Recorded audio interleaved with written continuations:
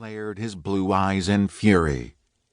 Behind him, Bobby Lee stood, copper eyes bright with anxiety, tongue drooping down over his lower jaw as he panted.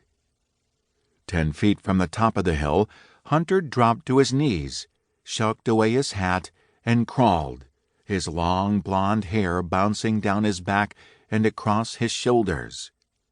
He swept it back from his eyes with his gloved right hand, cocked the Henry, and laid the barrel over the top of the knoll, gazing over the octagonal barrel toward the shelf from which the shooters had flung lead at him. They were no longer firing, and they were hunkered low, but he could catch glimpses of the men and their rifles as they glanced up from behind the shelf's lip from time to time, jerking their heads sharply this way and that, likely conferring in frustration over having lost their quarry when they should have had him dead to rights. The ambusher left of the other two from Hunter's perspective poked his hatted head out from behind a thumb of ground he'd been hunkered behind, and started to extend his rifle in Hunter's direction.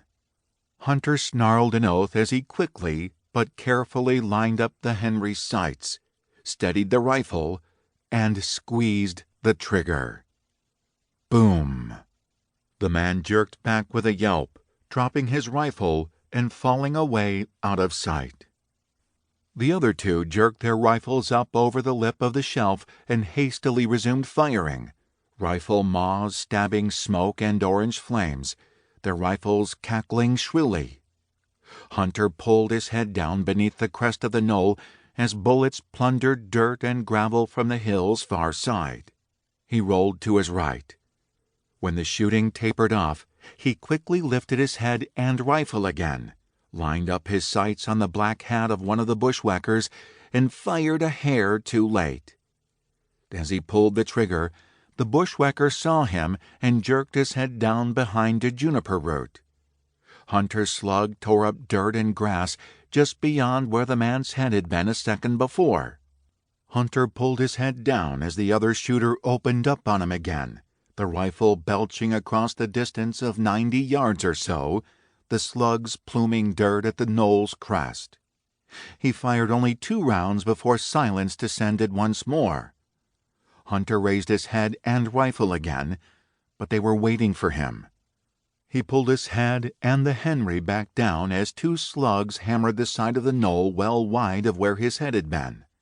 He gave a dry chuckle and wagged his head. Just because they can't shoot for mule fritters don't mean they ain't gonna continue to throw lead. They might even get lucky.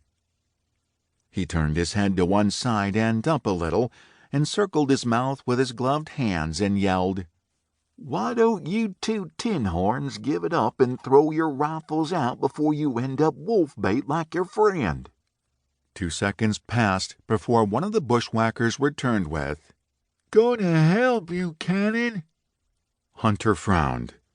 The voice had been familiar. Nasally, but familiar. His mind shuffled through a deck of faces and recent encounters until he stopped at the leering, long-nosed face of Raleigh Piper. A small-time outlaw from Missouri, Raleigh was one of a small clan of brothers and cousins who haunted the Black Hills, rustling stock and selling it to corrupt ranchers, pulling occasional stagecoach holdups, and rolling drunk miners for their pokes in dark alleys behind grog shops and hurdy-gurdy houses in Hot Springs, Tigerville, and Deadwood.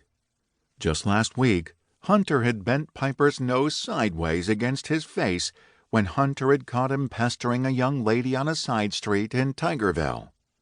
The girl had been walking toward the main drag to sell eggs to a local grocer when a drunken Piper grabbed her skirts from where he'd been lounging with a mug of beer on a loafer's bench in front of one of Tigerville's seamier side street grog shops.